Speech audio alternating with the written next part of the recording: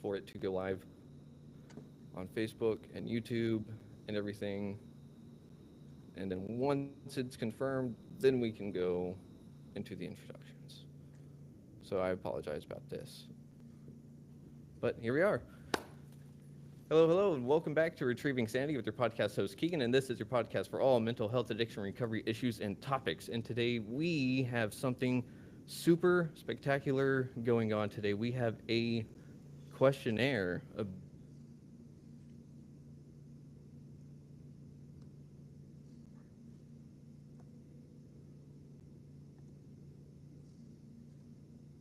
myself, Peter Dalk, Kimberly Henry, and myself. So, with anyone that is unfamiliar with what's going on, well, Q&A is where we're really just going to sit here and we're going to ask Ben what it was like to be in the Holocaust, what made him get through it, and what made him who he is now, and just literally anything that can go on with it. And with the amount of people that we have in here, we can go on for whoever knows how long. And if anyone needs to dip out early, please let us know and we can get your questions up first. But without further ado, Benjamin, would you like to introduce yourself? Say hi to everyone. Yes, of course. Um,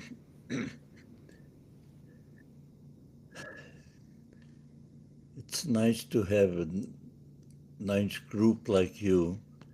I'm very happy to talk to you guys. I'll tell you, I had a very strange childhood. Um, at the age of 10 and a half, the war broke out and my whole life changed. Um, all the years before the Holocaust, everything, my memory just disappeared. It looks like the Holocaust just wiped out my memory as a child. All I remember is from the day of the Holocaust and very little from before. Um, I went through two Holocausts, the Polish Holocaust, and I ran away from Poland into Hungary. Hungary was a free country, and a few months later, Hungary was occupied and my second Holocaust began. Um, the first Holocaust, I went through a lot. I had a wonderful family. We were a family of seven. My father, mother, brothers. I had two brothers and two sisters. Out of the family of seven, only two of us survived. My my sister Lola and I. We were the only survivors out of the family of seven. The rest of them were all slaughtered by the Nazis.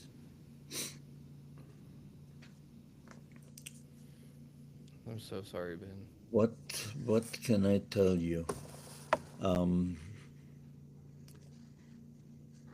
things started happening very fast once the Nazis came into Poland, to Krakow. They took away my father's businesses. He had a wine and syrup manufacturing, and he also had a chocolate factory. He was the first one to manufacture chocolate covered wafers, something like Kit Kat, only in the shape of little animals, rabbits, bears, and they had tinfoil on it.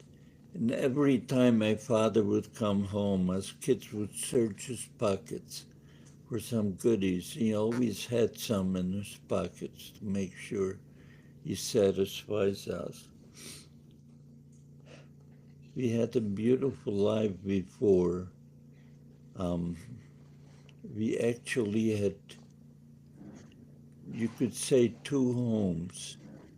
My mother's side of the family came from Munkacs.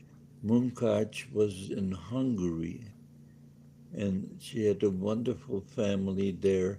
And every summer, my parents would take us kids to Munkacs, and then we would come back for winter for the school year, go to school in Krakow. But anyway, when the war broke out, my oldest sister Goldie was caught in Munkac, and she couldn't come home anymore, which was good because Munkac was a free country at that time. Um, Mm-hmm. all right, so Hey, Ben. you remember the war broke out in 1939, Mm-hmm. September of 39, and Munkac, Hungary, wasn't occupied till March of 1944. Mm-hmm. So it was a free country. But in Krakow, I remember the Jewish people were given an order: you may no longer reside in Krakow. If you wanted to live in Krakow, you had to go into a ghetto. That's the Mm-hmm. first time they made a ghetto. I hope you all know what a ghetto is. A very bad place to live.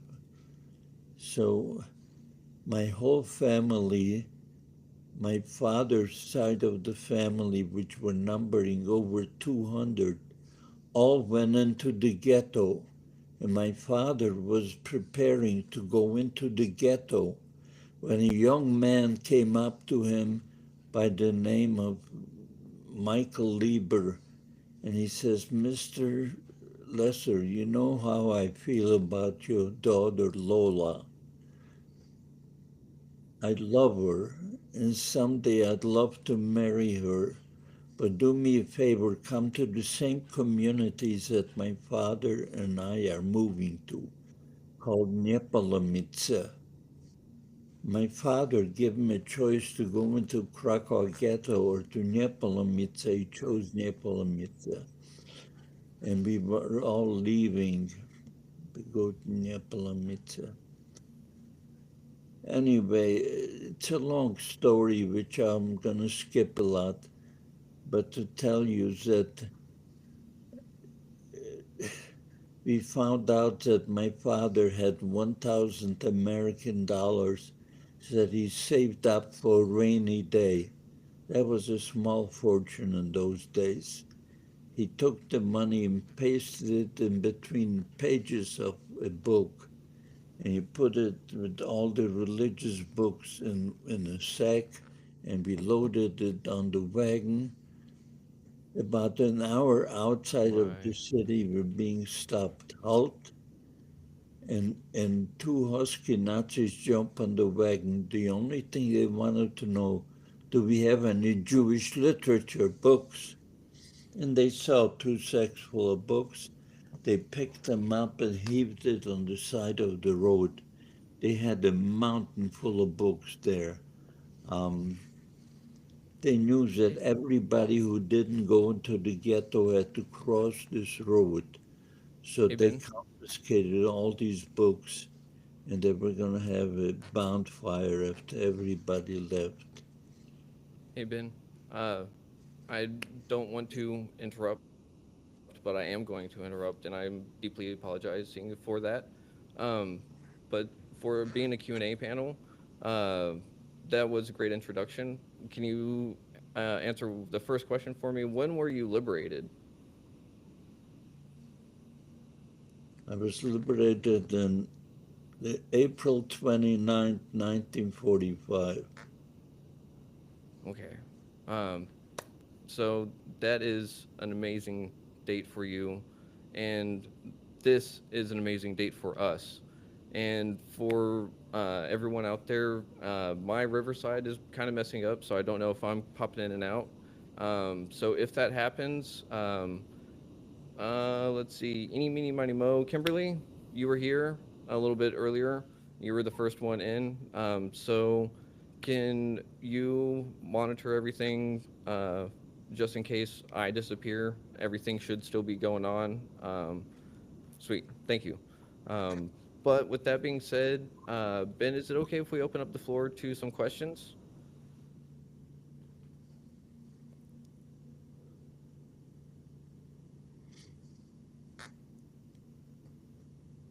So you want me to continue? Can you hear me, Keegan? I think he froze a little bit. Nope, there I'm There's back. back. I didn't Okay. hear your question. What was that? Did you want me to continue telling my story? um, with the story aspect, we've got your interview um, online and everything. So our guests have some questions that they've got prepared that they would like to have done themselves. But I would like to do a little bit more of a proper introduction for everyone. So first up, we have Kimberly Henry. She was raised by two alcoholic parents. She has her own podcast now called The Kimberly Show, and she has a book that is actually really cool. She has to explain it a little bit more than I can. Then we also have Tanya Eckenberg, and she is an awesome energy healer. By the way, I need another session. Uh, and certified self care coach dedicated to helping individuals release emotional baggage. And her mission is to show that healing is possible through dedication, self care, and energy alignment. Then we have Jan Lauren Greenfield, award winning screenwriter, podcast producer, and creative strategist known for blending emotional depth with humor. And more on that.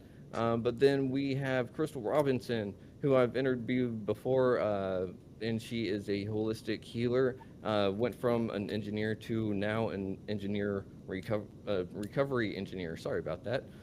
And then we also have Pete, who is a podcast host as well with his Pete versus mental, Pete versus anxiety. Sorry about that, Pete.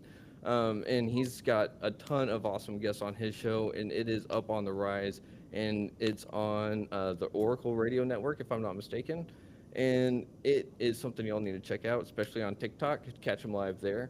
And then we also have Hillary Russo, who is a trauma informed holistic mental health practitioner and journalist. And she also has something interesting for us as well. And then we also have Simba, who is the co host of Retrieving Sanity. And he is off on his own journey at the moment. And he is always just one of the keystones of retrieving sanity. So, with that being said, everyone is introduced a little bit ramshambuckily.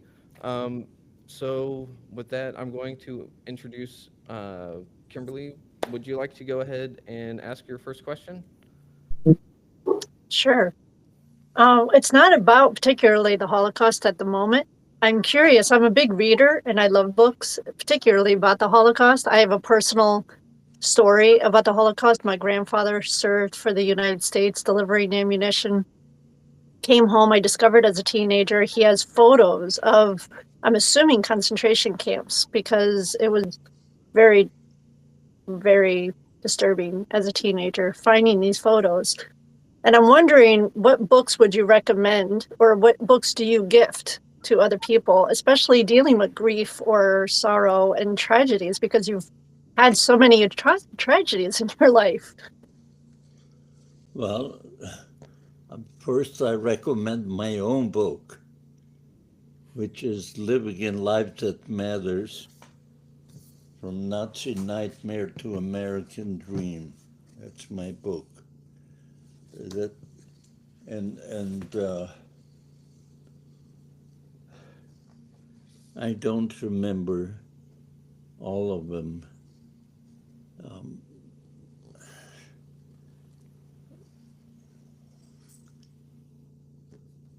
I would remember uh, what is his name? Um, the Holocaust survivor who passed away. Um, he Eli, I don't know if I say his name right. Eli Wiesel Weisel? or Wiesel, thank you. Viktor Frankl are the big ones. Yeah, yeah. before him. Um, oh, Elie Wiesel. Mhm. Is that what you meant? Elie Wiesel. Yeah. His book I highly recommend. He has several books.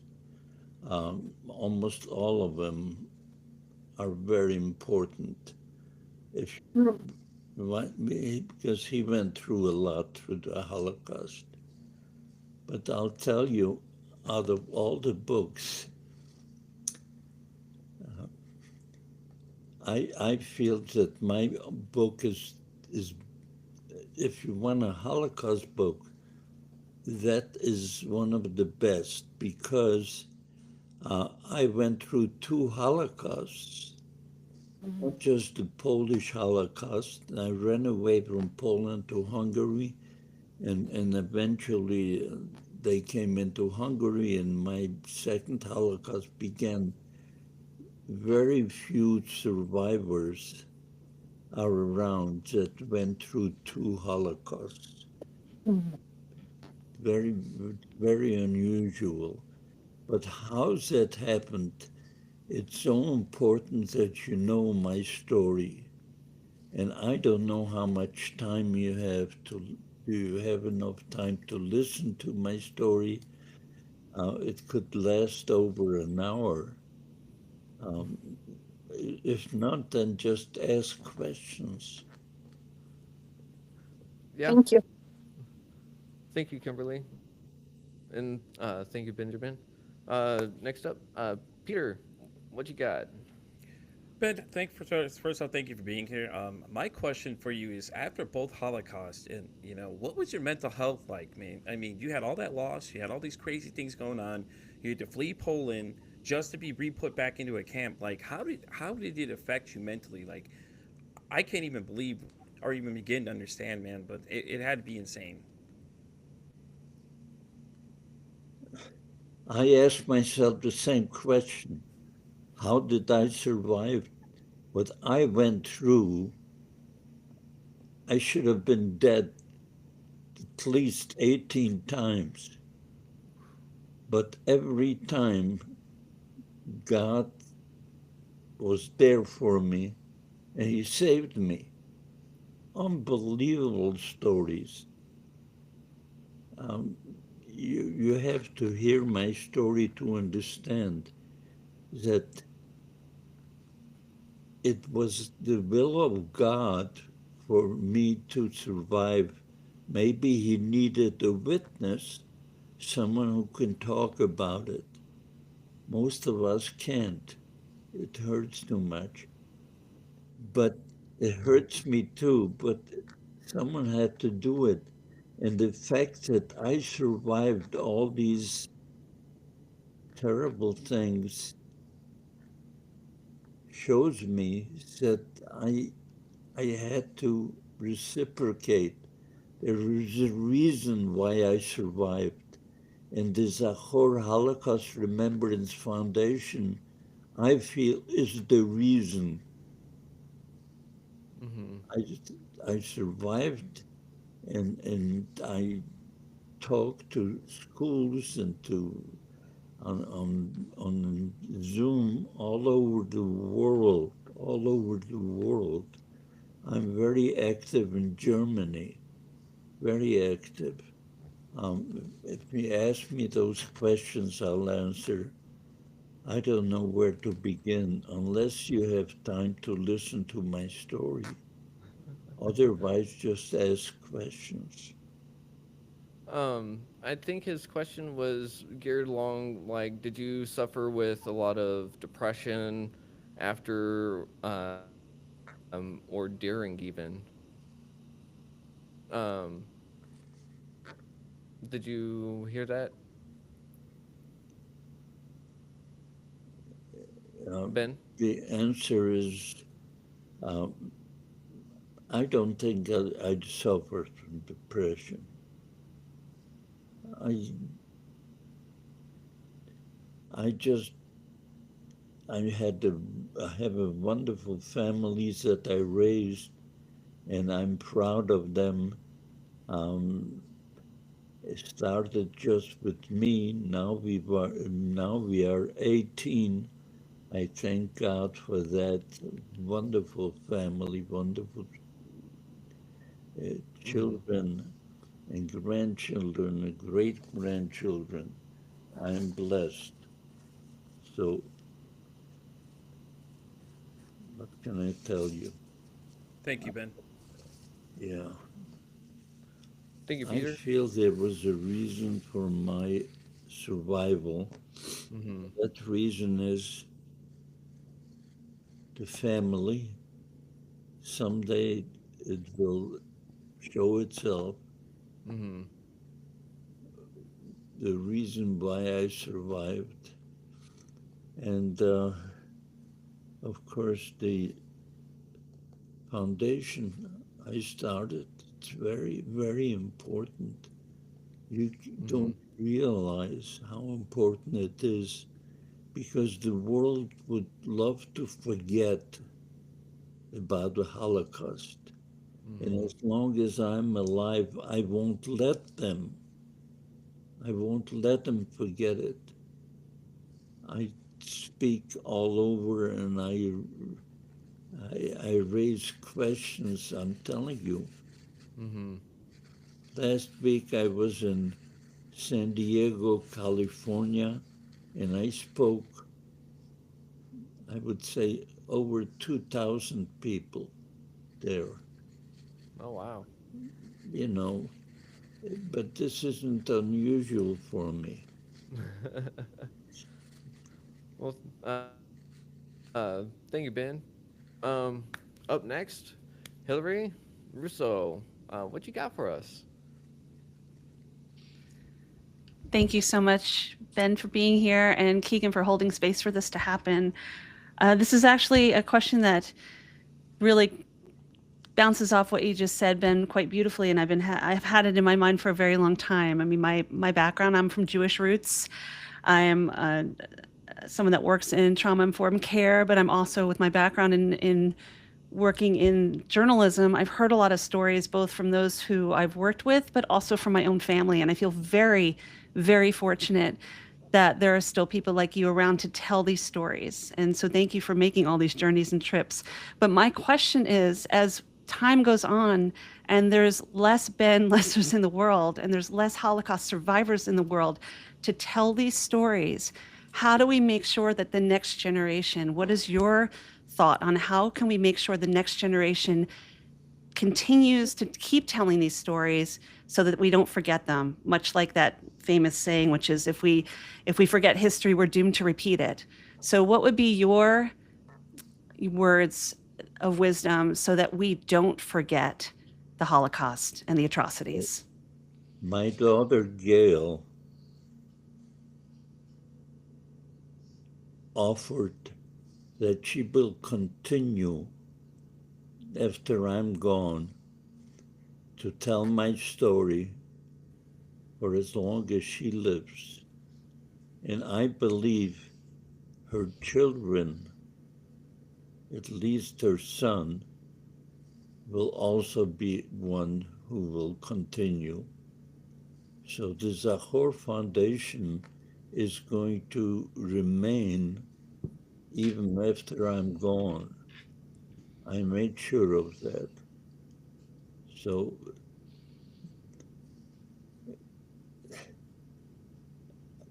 other than that, it's in the schools.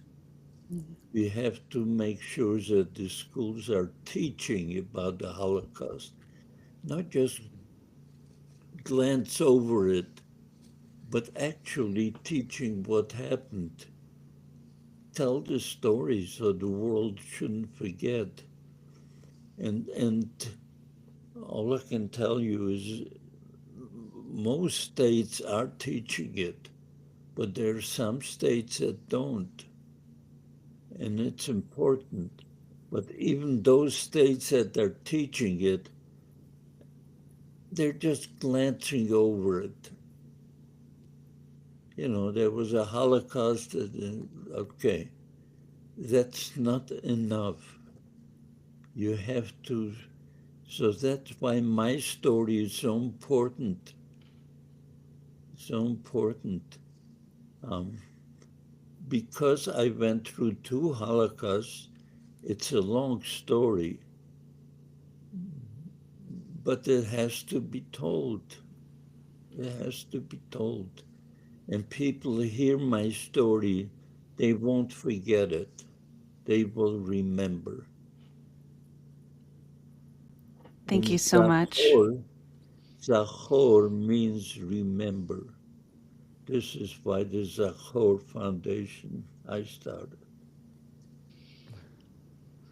Thank you so much. Uh, it means so much that you are putting so much of your energy in a time of your life where we should be enjoying the fruits of our labor and in our golden years. But you're continuing to do the work and speaking and sharing your story, and to Gail, your daughter, and the family.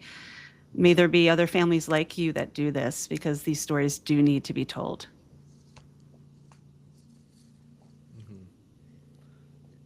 Uh, Thank you, Hillary, and thank you again, Ben. Up next, Crystal Robinson. What you got for us? Hi, thank you so much, Ben. Your story is empowering, your resilience and how you've turned it into your mission is just I think it moves us all. I think it really moves us all. So thank you for sharing and continuing to have a legacy of sharing through your family. You're welcome. The question that I have kind of came from just listening to you answer and what you were talking. And if you could, you know, give something to those children that maybe don't know about the Holocaust, or maybe they don't get it taught to them in school, what would you give to them so that they would know the story beyond your book? A Zachor pen. You know, we have given out over 2 million already. I'm trying to give out 6 million to keep this world, 6 million to commemorate every person that died. Hmm. Um, Besides that, I don't know what else to give them except tell them the story, tell them what happened to me and to other people. Your But, story is so but powerful. yes, the Zahor pin is so very important. I'm not even wearing now, excuse me. I always wear it, but I change my jacket. It's very Oh no. important. Um. So with that being said, pictures, videos, stuff like that. Those are powerful tools, right? Yeah, yeah, of course. So, The- and he's got a ton of pictures and videos and stuff, all with his book. Well, not videos. You can't have videos with the book. But his book is really cool. And if I'm not mistaken, you'll sign a book if they order it from the ZahorFoundation.org, right? Yeah, Yep. Alrighty. Um, Gail, were you saying something? Yes. Hmm.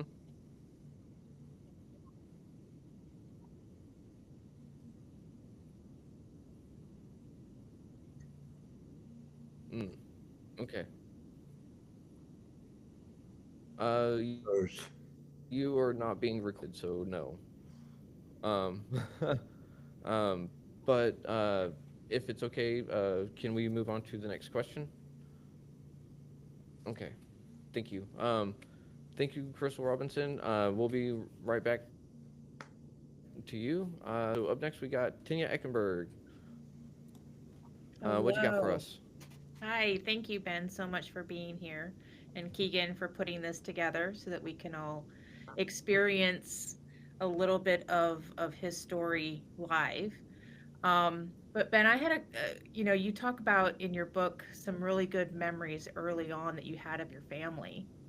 What was your favorite? What is your that one memory that you kind of held on to through your journey that help you kind of get through things? Well, my grandfather in Munkaj had a big orchard. Um, to, Out of his house today, they made two streets, well, one big street with houses built on both sides of the orchard. It's like a block right now. Um, I remember very much how we used to, uh, with my cousins, we would play in the backyard. We would uh, pick pears and grapes and everything. Uh, those are my memories. I don't know if you know where the sukkah is, but those of you who know, they had a sukkah there. Certain things I do remember, but very, very vague, Yeah. very vague. Thank you Um, so much for sharing that. sure. Thank you, Tanya. Thank you again, Ben. Up next, Jan Lauren Greenfield. What you got for us? Hi, thank you, Keegan. Thank you, Ben and Gail. Um, First off, if people haven't gone to your website, Ben, it's amazing. And the technology that you use where people can go and like ask you a question where it looks like they're just sitting there and talking to you, it's going to be so beautiful. And it's going to be one of those things where your legacy will just kind of live on forever. So that's really a beautiful, innovative use of technology and um, just like a tool that will be living on forever. So thank you for that. Yeah. Um, my question is, I mean, as a storyteller and someone who wants to connect across the generations, I guess you've dedicated your life now to sharing your story. What is this thing that younger generations should take away from like testimonies, um, I guess with the rise of like anti-Semitism and misinformation and this denial that is kind of, you know, yeah, today. What is the lesson? What is it that you want people to speak out against? How can the pain that you've lived through so it just doesn't take root? What is it that you want to the youth to speak up and speak out against?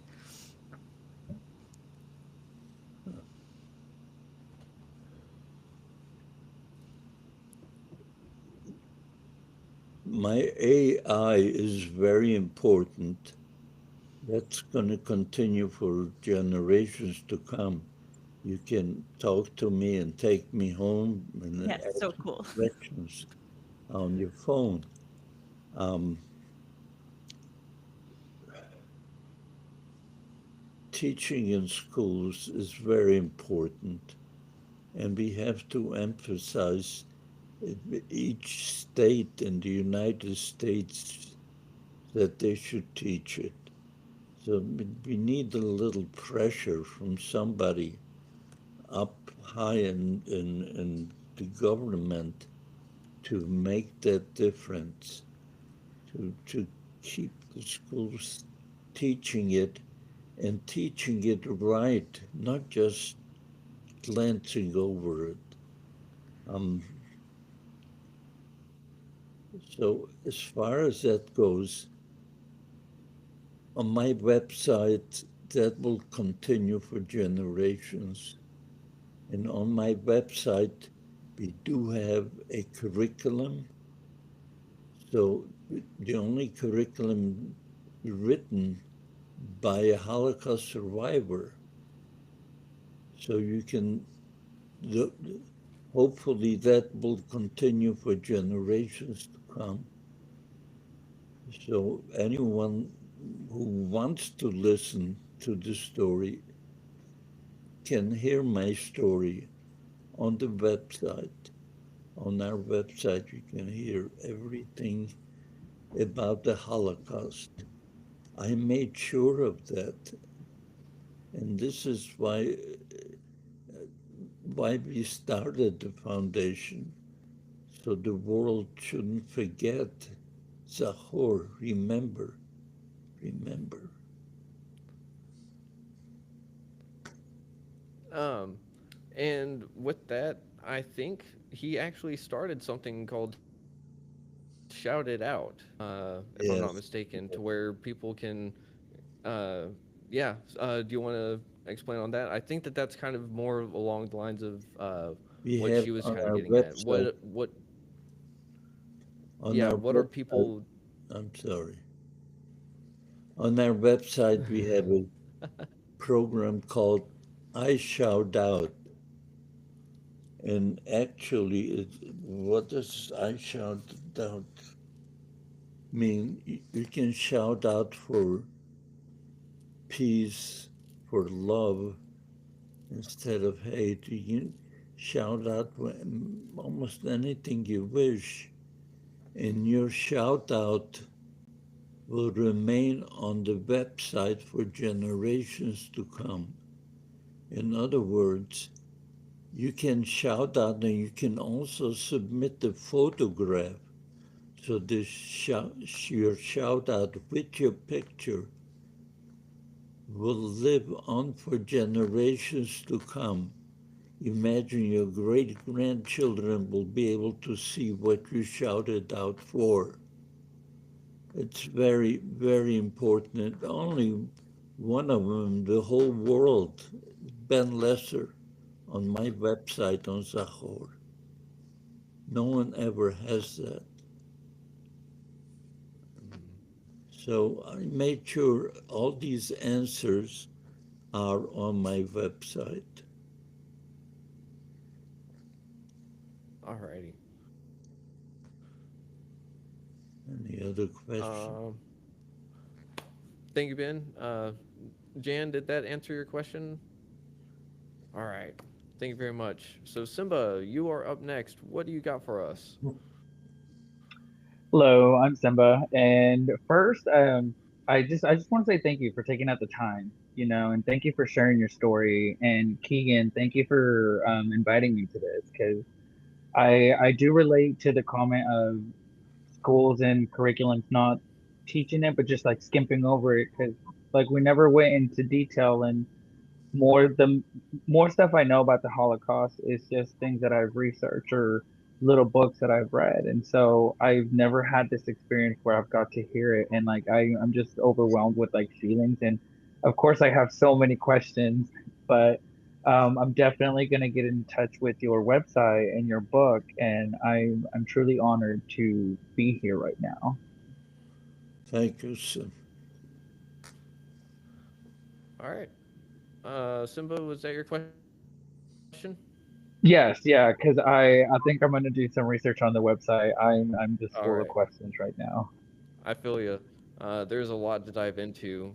So with that being said, everyone has asked at least one question. So we're going to open it up to. It's going to be kind of more of a conversational piece.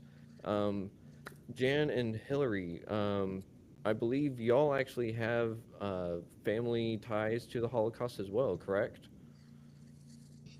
That is correct. Yes. Um, Yeah. so that is really interesting that this kind of fell together this way. I reached out on Facebook for some people that wanted to do a Q&A. I didn't think that I would come across people that actually had relations to the Holocaust as well. So, do y'all have any other questions on top of anything else at the moment? I would love to continue the conversation if I may. I definitely could ask another question Okay. if that's okay. Yeah, Yeah. for sure. Yes, personally, I do, to answer your question, have ties. I mean, being of Jewish descent, but also my stepfather fled from Vienna 6 days prior to and lost his sister, and we lost many family and friends. And I think being able to be in the presence of those who lived through Nazi occupied Europe and survived the Holocaust, being in the camps as well, has given me the ability to hear the stories firsthand, where many, if not most, have not. So the question that always runs through my mind, and I think this is just being in the field of mental health and working in the trauma field specifically, is what point, Ben, was where were you at one point? Were you able to begin the journey talking about it uh, and make it a mission? Because obviously there's a lot of healing that has to take place. And where is it where there was a switch that said, I need this to continue on this conversation? Okay. Yes, the very beginning, I didn't want my kids to grow up feeling that they are different. I wanted to make sure they go to public school, mingle with all nationalities, and they had all friends from different nationalities. And that went on for years. My kids knew that I was a Holocaust survivor, but I wouldn't tell them the story. It wasn't until my grandson, Adam, Gail's son, in fifth grade, calls me up. He says, Papa, my school teacher found out that you were a Holocaust survivor. She was wondering if you would come down and talk about it, tell us the story.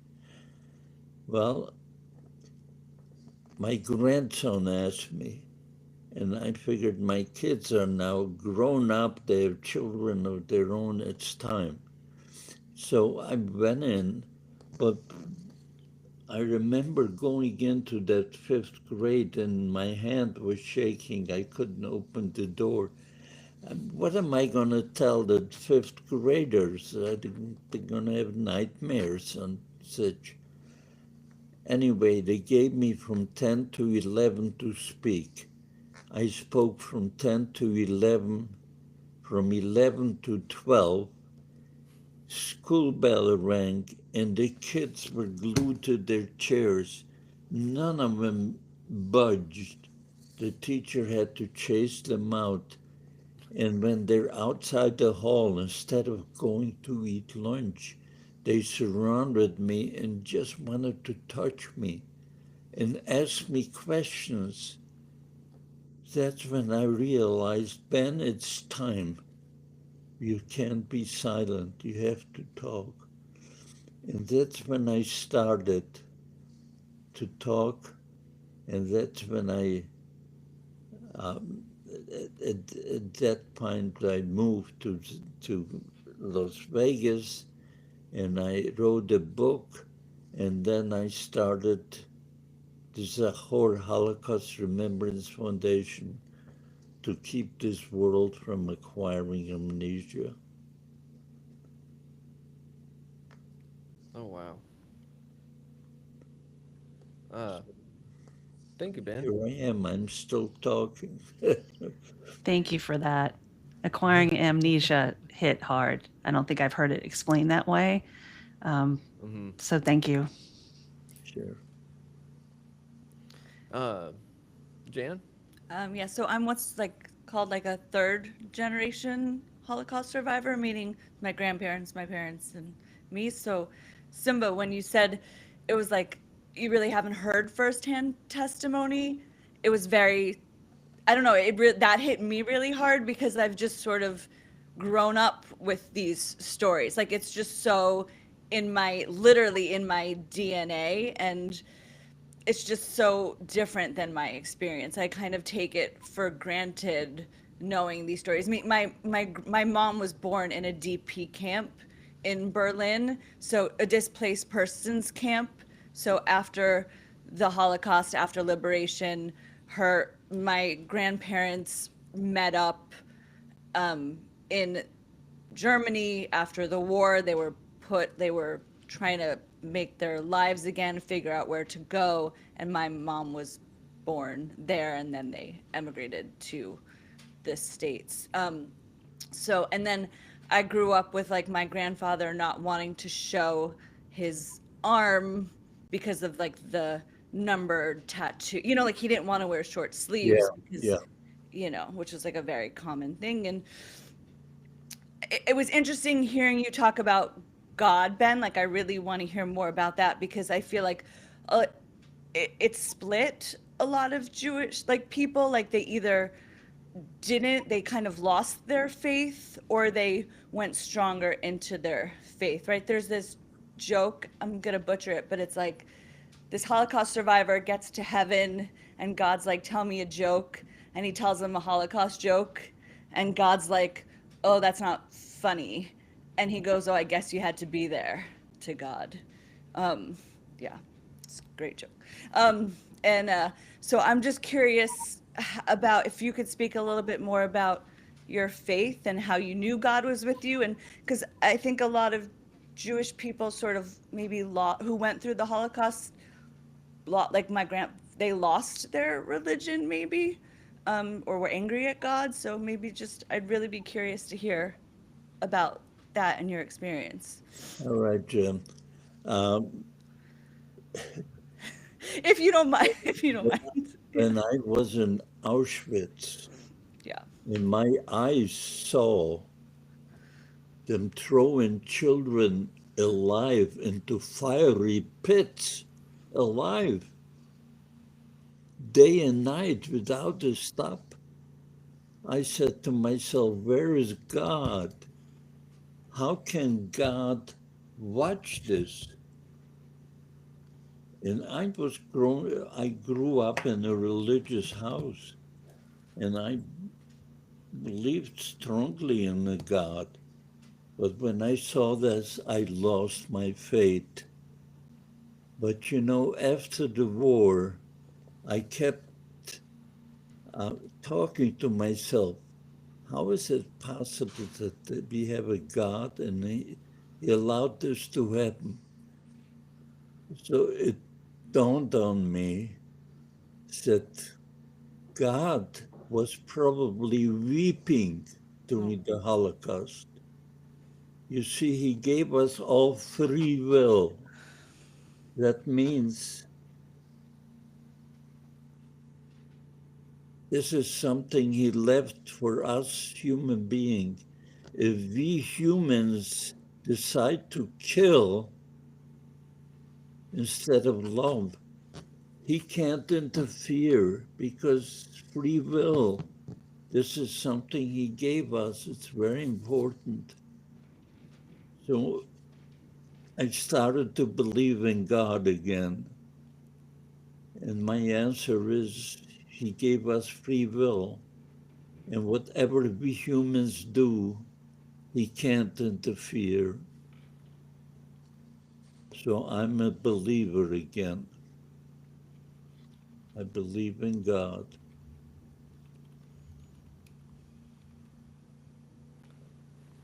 Thank you very much, Ben, Thank you. and thank you, Jan, for that.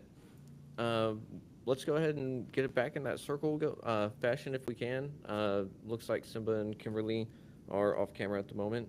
Um, so, uh, Peter, you got any other questions off the top of your head for Ben, I had a Benjamin? question for you.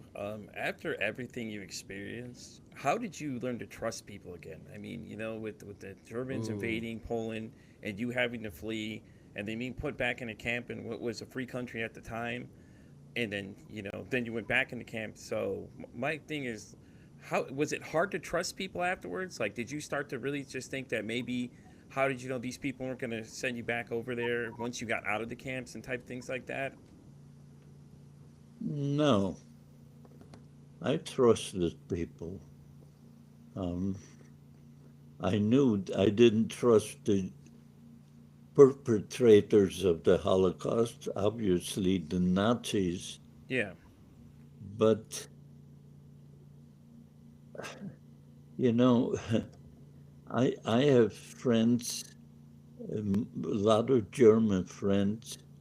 One of my friends was hit. It was Rudolf Höss, his grandson. Rudolf Höss was the commandant of Auschwitz. He was the biggest killer. Over 1 million people he killed. But his grandson and I became friends. It's not his fault. And I have a lot of German friends. In fact, I'm so involved with Germany that I received the what do you call that, Gail? The Order of The Merit Order of of the Merit. German Chancellor. Why did he give it to me? For the Zachor Holocaust Remembrance Foundation. It's so unusual, strange. Of all places, Germany, to give me the highest award they can give any civilian for teaching not to forget the Holocaust. Oh Yeah. wow. That's awesome. Thank you so much, Ben. And by the way, I'm German and Polish, so I kind of like relate to a lot of your stories about both sides of it. It's kind of weird when you hear it that when I tell people that sometimes they look at me kind of weird because like from what I knew about the Holocaust, I had to really dig in my past to see a little bit about it, and I have to say it's truly inspiring the fact that you're talking about these things with people, even kids of 5 years old. I don't think people realize that they know and understand a lot more than we all realize they do. But thank you so much, Ben. I really appreciate you being here. Okay, Peter. Awesome. Thank you, Ben. Thank you, Peter. And let's see. Crystal Robinson, you're up next. What you got for us this time? I just wanted to let Ben know that I kind of noticed that I always look to see what people's superpowers are. And just from this conversation, I think yours is love. Yes, it is. It is. Um, Hitler and the Nazis did not start with killing. It all started with hate. Hate propaganda. This is how it began. So the hatred has to stop. Why hate? Love and hate are both contagious. Choose love. This is what I'm teaching the world. Stop the hatred. There is no place for hate in this world. And why hate? So the hatred has to stop. I hope I answered it. You did. I think that's a beautiful, it shows in your spirit when you talk to people and how resilient and empowered you are in putting forth your love and how important that is. So thank you very much for that. Yes, thank you. Awesome. Thank you again, Ben, and thank you again, Crystal. Tanya, you're up next. What you got for us? Thank you. So, I'm all about memories and uh, moving forward with what we can. How did your experience kind of shape how you raised your kids? How did it affect how you raised your kids? It affected me. All right, I love my children, and I had, I drove for UPS, United Parcel Service, for 25 years. And we had, I think near the end, I had 4 weeks vacation. Every year I would take the kids and we would go out camping. We would fish and we would really enjoy life together. I always involved everything with my children. And to me, they're very, very special. I love them very much.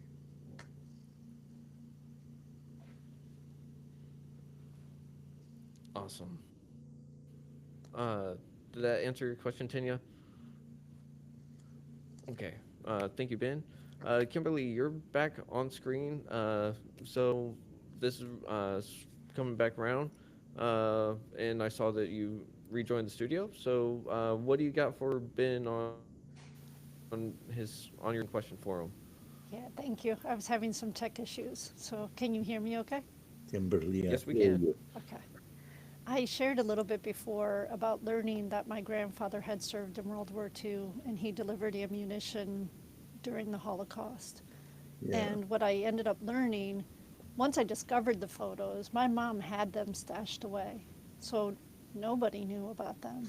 I'm the youngest and I'm the most curious. So I discovered the photos because they're alcoholics. They left me home alone, so I found them. Now, my mom was super angry with me that I found them and that I was asking about them. So, my interpretation of that was the shame. We're German and Irish, but her side of the family is German. So, he had to go over, serve for the United States, being German, and experiencing this horrific experience. He went to Hitler's home. Like I said, he went to some kind of camp because I found photos of just bodies on the ground piled on top of each other. It makes me so emotional now thinking about it. I don't have the Jewish heritage, but it's heartbreaking as a human that this happened and not too many years ago. But that shame. So, can you just talk a little bit about forgiveness? What was your journey of forgiving? I'm not forgiving. I am not forgiving the perpetrators of the Holocaust. How can you forgive them? None of them are probably alive anymore, but I'll never forgive the perpetrators. But I don't hold a resentment to their children or grandchildren. It's not their fault, but the perpetrators of the Holocaust I will never forgive. They killed my family. 6 million people they killed. How can you forgive them?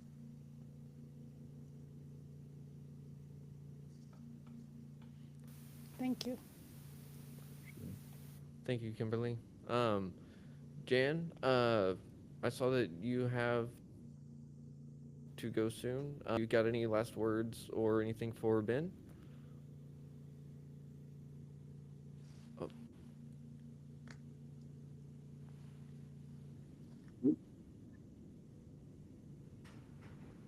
no, that was for Jan. Um, I used to work at the Jewish Partisan Educational Foundation, Ben. So we taught about the partisans, the resistance fighters during the Holocaust.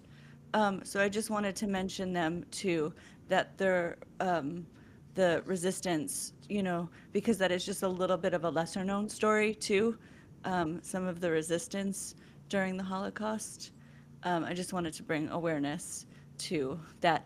Oftentimes it was, you were too young to be a resistance fighter at 10 years old during the Holocaust. Um, but I just wanted to mention the partisan story too, because that's not a very well known story.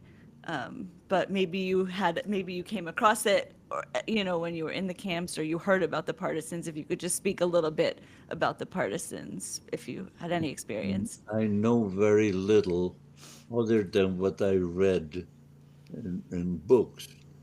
I knew there were partisans, but I was too young. I where I was in the camps and running and hiding, I was too young to be involved. But I knew there were partisans, but not in the area where I was. No.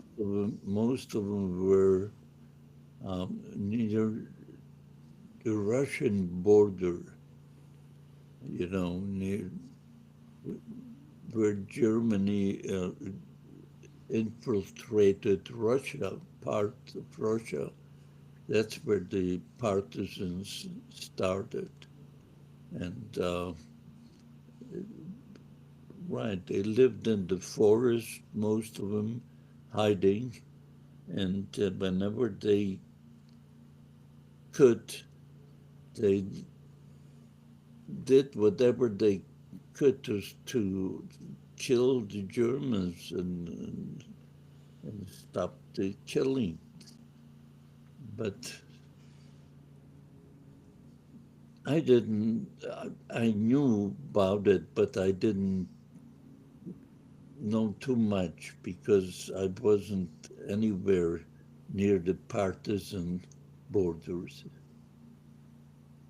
That's right. Yeah, the resistance and just hearing the stories too of like the different forms of resistance in camp, whether it was hiding an extra piece of bread or celebrating Shabbat or, looking a guard in the, there was all different forms of The- blowing up the trains, like you said, like the partisans were doing. Like there's different forms of resistance. I'm sure that you Yes, like, I heard it. I heard them. They were singing songs. Some of the religious people were singing songs in Hebrew, and they knew that they could die any minute because life wasn't, you know, life and death. It could happen within any minute. If a Nazi looked at you and he didn't like what he saw, he killed you. No one could stop them, and they could do it. They did it because they could. That's all. No one, what can I tell you? So I knew very little about the partisans. well, like Crystal said, your superpower is love, and it was like so beautiful to meet you and just be blessed for a moment by your love. I'm sorry, I did have a hard stop at 3, so I have to get going. I'm so sorry to jump off, but thank you so much, Keegan. It was so It's nice to okay. meet all of you. Thank you for Thank this. you, Miss Of course. Greenfield. So nice. Thank you, Jan, for being on. Bye. Thank you all. Of course. Um, and with that, Hillary, it is back to you. Did you have Yeah, another question? I do. And I know that many are leaving and we're wrapping things up. So, Ben, I just want to say thank you again. Gail, thank you for helping put this together. Of course, Keegan, this was a wonderful space to create. But not to get political, um, how do we, in the political climate we live in, where there is a lot of comparison to a repeat performance or hatred and just really negative fear mongering and an unwelcoming and unpleasant space, how can we, as a collective, and I imagine most of us here on this panel are in the States, but there might be many listening from other areas, and we really are a collective, meaning the people in this world. How can we, as somebody who has been through the atrocities, truly make a difference and come from that place of love, come from that place of, well, I'm just going to leave it with that, come from that place of love and do our best as each individual person here to do so. Well, you answered your own question. I believe I did. you love instead of Yeah. hate. Yeah. The hatred of any sort should stop. Mm, Love and hate are contagious, so choose love. that's right. And there's no reason to hate. And, you know, hatred, there's so many different ways of hate, Mm. you know. Well, I think that's part of it as well. What I think the clarity of my question more is so that love is so pure, but hate comes from a place of fear. And overcoming fear when people are continuously given information and dialogue that could lead to fear, how does one, we can't change anyone else. That's not our job. So where can we go with that feeling? If we see people that are experiencing the fear, it's not so much changing them. How would you embrace somebody like that?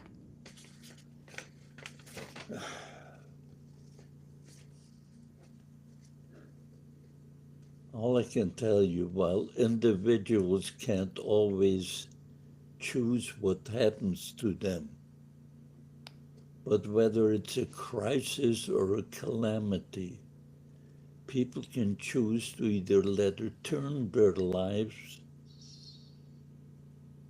or learn from it and move forward.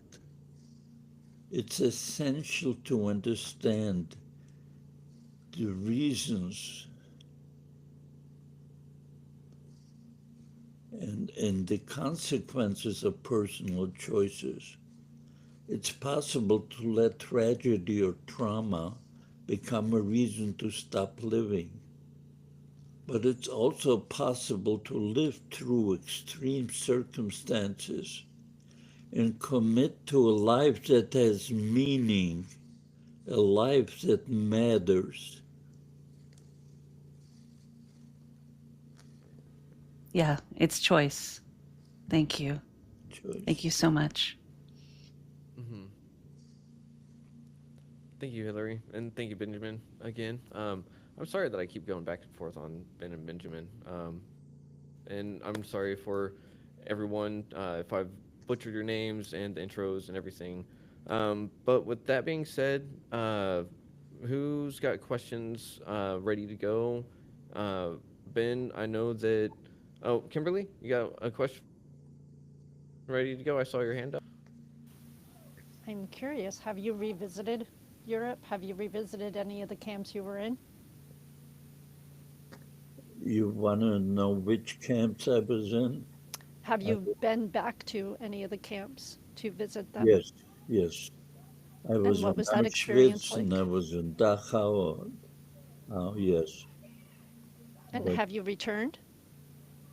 I did return, yes, And with what was that experience like? with my family. It wasn't not an easy experience, Mm, but they wanted to know and they wanted to see it. mm, So I went back to Auschwitz. I went back to Dachau with my kids and my wife. We witnessed all of that. We went through it, yes. mm.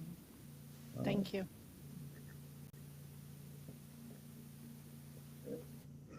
Thank you, Kimberly. And for everyone, we are past the hour mark, so we didn't have a set time limit on this. But at the same time, I'm not trying to sit here and hold people. So if anyone needs to go, they're free to go. And if Ben, are you free going for a little bit? Does anyone else have any more questions, or do we want to wrap up?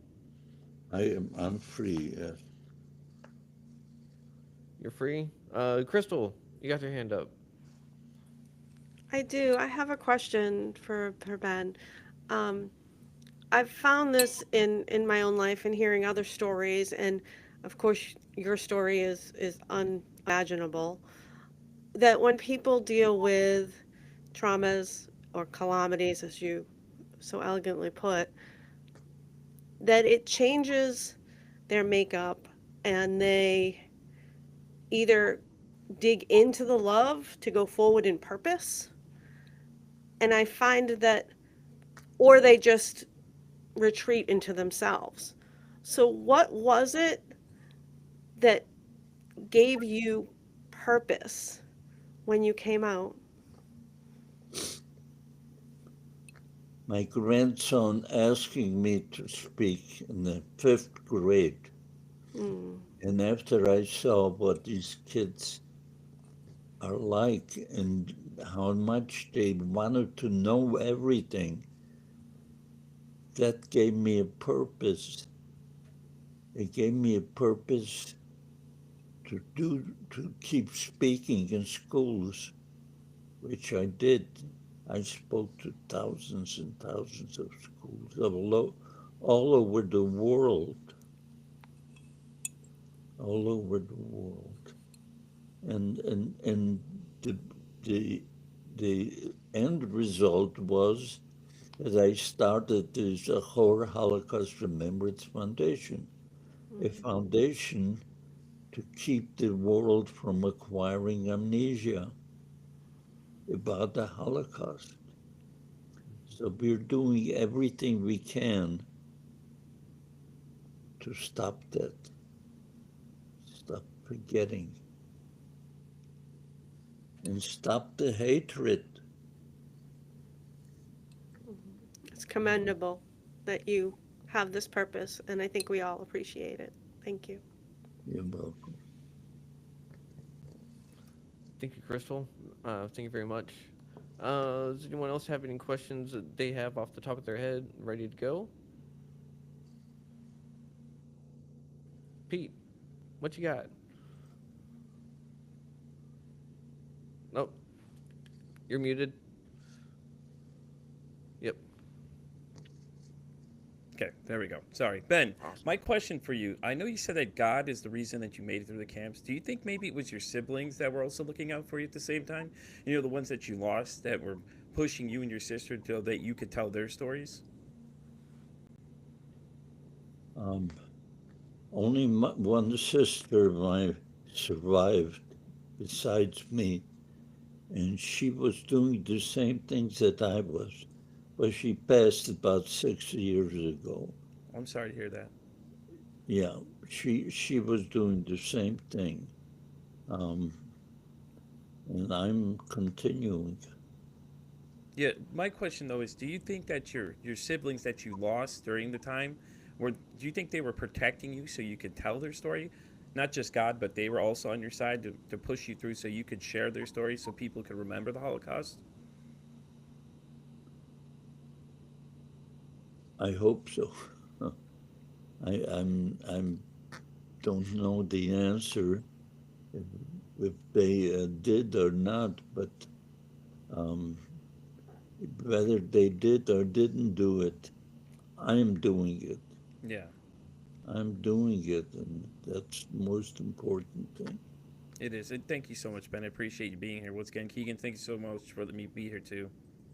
Yeah, Of course. I'm doing Thank. it, and my kids are going to continue to do it. Yep. Thank you very much, Pete, for that. Uh, and I guess we're going back around in a circle at this point. So Hillary, are you got a question ready to go? Oh, goodness, I have so many questions. um, I think, I was just thinking about this because you were just answering so many wonderful questions, and I'm sure many of them you've heard before and have been asked before. But I'm curious, is there one question that you've never been asked that you would like to answer? Is there something you were like, nobody ever asks me that you would like the platform to share? I think that every question that I can think of were asked. I can't imagine something that they didn't ask. Um,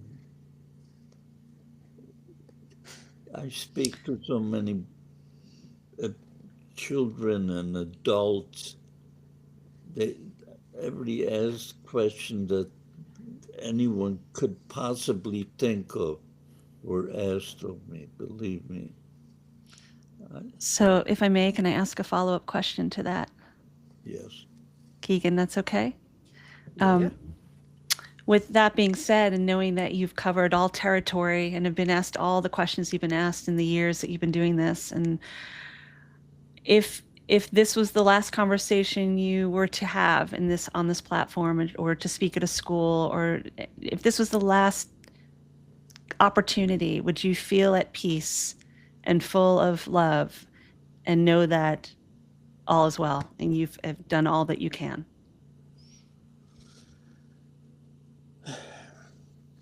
Again, I would say stop the hatred, choose love. And I even have a song that came out by the name of Choose Love. Beautiful song. Um, Maybe my daughter Gail will tell you about it lately.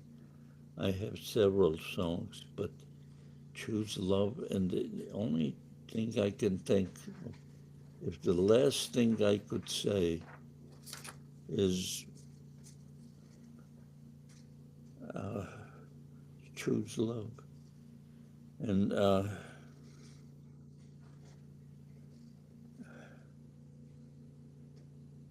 listen, I hope to live for a long time. I'm not I'm not at the end yet. I'm sure that God feels the same way, and He'll keep me going for a while. You know, out of the family of seven, only two of us survived. My sister Lola and I. How I found my sister Lola, not knowing neither one of us knew that the other survived, was a miracle in itself. I was in one room with my sister Lola for 2 hours, about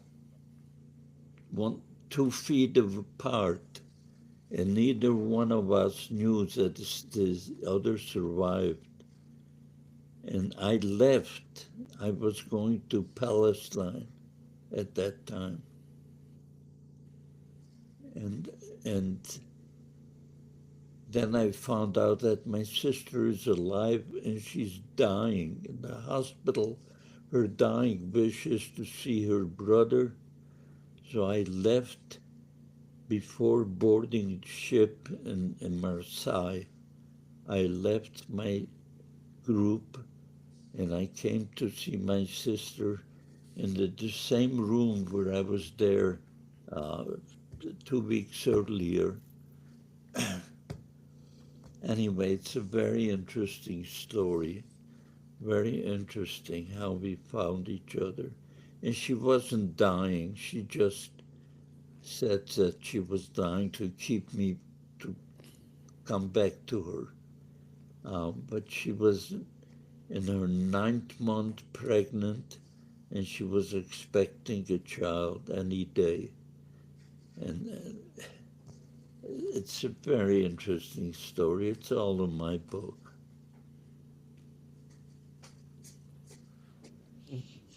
Thank you. Thank you, Hillary. Thank you, Ben. Circling back around, looks like we get up back to, is it Crystal or Tinya? It's, both have your hands up. I think Just it's me. I okay. actually have to run, but I wanted to thank Ben so much for coming on. I'm about halfway through your book, and it is such an impactful story, and I found myself tearing up so many times. But thank you so much for writing it and telling us your story and sharing your time with us today. Thank you, Tanya. Uh, Thank you, Tinya. And thank you for being on the show. Thank you for the questions. I look forward to speaking with you after all this again for another energy session. So thank you. Bye bye. Oh no, and I froze, and everything's back to normal. There we go. Crystal, so that comes back to you. Did you have another question ready to go? I didn't really have another question that came to me. Um, I can't wait to read your book. Okay. I want to hear the rest of the story. All right. All right. um, Hillary? I know you had plenty of questions. Peter, do you got some? Kimberly, does anyone else have any other questions that they got off the top of their head that they got uh, itching? I just wanted to say the same thing, Ben. I can't wait to read the book, man. It just sounds like it's gonna be something great. I'm absolutely thrilled. I cannot wait to order it, and and the fact that you're going to sign it would be a fantastic thing too. I'd love to add it to my archive for my show. I am working on something for the background for my future studio where I have other authors, and I'd like to invite you to be on the show too. If you ever want to come tell your story, I'd love to have you come. I think it'd be great for people to hear it. So that's all I've got. Okay. All right. Um, if I may, I just want to come off of what Peter just said. I was thinking the same thing, with it's so wonderful when we have a community of podcasters because we really are a very special group of people coming from the broadcasting world with over 30 years doing television broadcasting. I just think podcasting is so different. It's much more intimate, it's much more personal. And I think we help each other out, which is beautiful. So thank you for this, Keegan. But more importantly, I would love to have you come on Holistically Speaking, where trauma to triumph stories through health, healing, and humor, how to be a happy, healthy grown up. That's really the whole mission of our show. And it would be an honor to have you tell your story because we all have different audiences. And if we can share our audiences, then we are sharing the love and choosing love. So thank you. And thank you, Gail, too, for helping to make this possible. Yeah. Thank you, Hillary. Um, well, it's so important that we teach love. We should teach love and acceptance to our children. The hatred has to stop. I don't know. For future generations, we have to teach them how to be kind, acceptance, and tolerant. You have to be able to tolerate other people. That's missing in today's society. Everyone is for themselves, and they just don't care about love. So much hatred is going on in this world. We have to stop it. Choose Love is a beautiful, beautiful song. Mm-hmm. Thank you, Ben. Um, and thank you, Hillary, on that one. I guess we're going around on closing it out. So, Crystal, did you have final questions or anything? Final comments? Just my final question, I think, was answered in the chat. I was looking for the website, and I would like to just ask you to like put that out there, how people can find your book, find this AI platform, find the course, find the information, just because I think it's super valuable. Thank you. Great. I think I'll ask my daughter Gail to give you all this information. Um, it's the Zachor Holocaust Remembrance Foundation. It's all on my website, Hey, zachorfoundation.org. I'm back. You get on my website and you're going to find all the answers. Everything you're looking for is there. I made sure of it. I started with the AI before anyone even knew there was such a thing as AI, because I wanted students to be able to talk to me when I'm not around. Imagine you can take me on your phone and take me home with you and ask me questions. How important that is. And I'll answer them.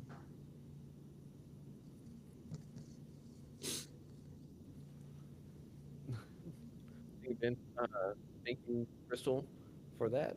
And then Kimberly, what questions do you got left?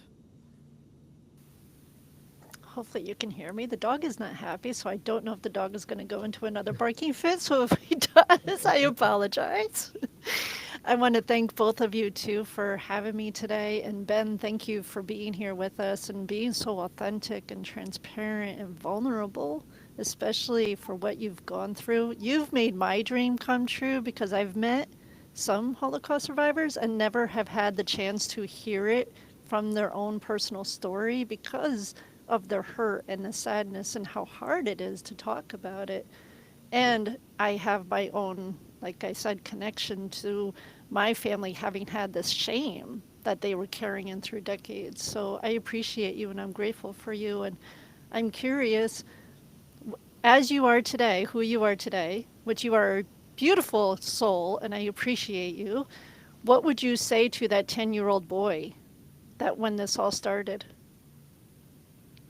Yeah, what would I say to him? Yeah, what would you say to your 10-year-old self?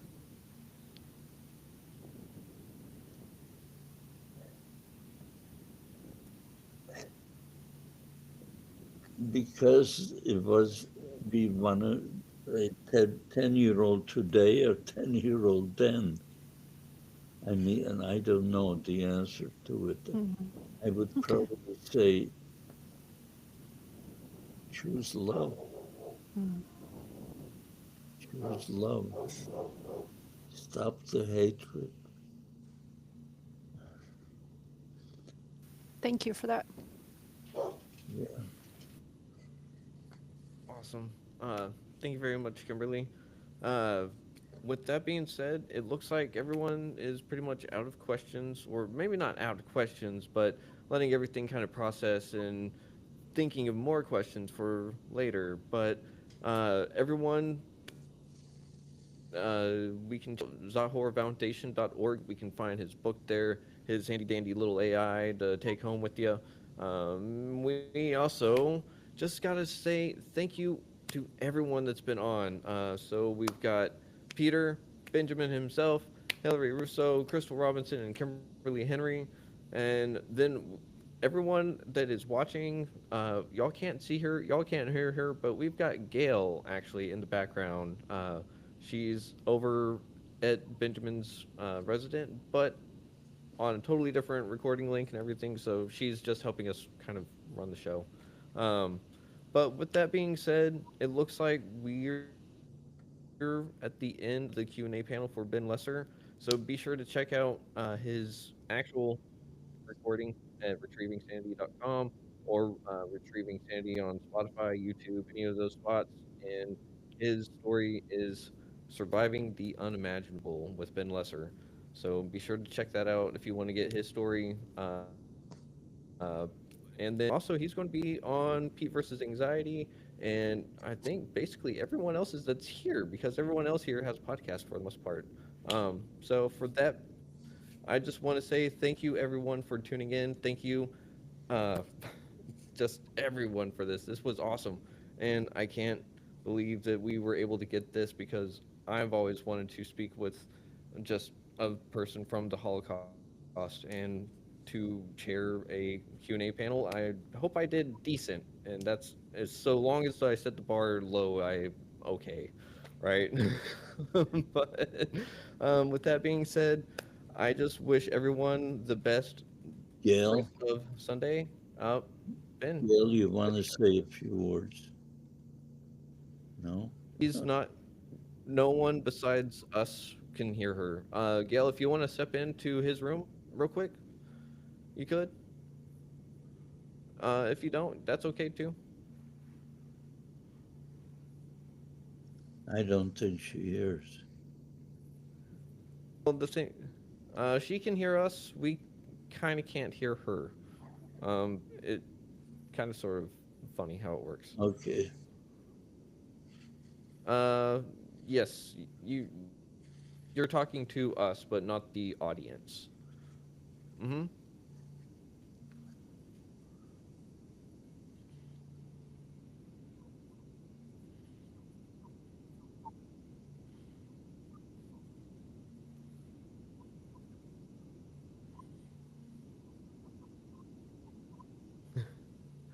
Sorry about that. But next time we'll have you in as a guest as well. So that way you can help facilitate it a little bit better. Um, but is there anything anyone wants to end with?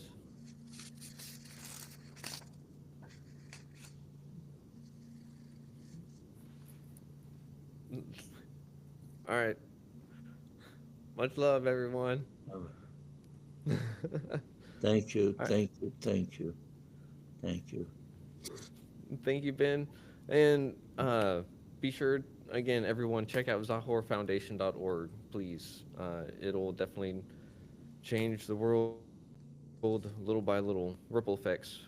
You never know what your impact is going to do. So, with that being said, we're going to go ahead and hit stop here. And, all right.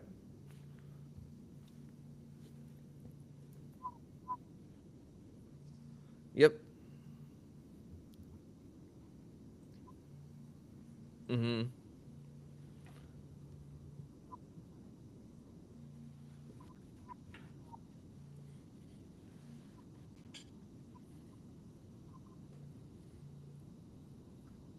So whenever we actually post the recording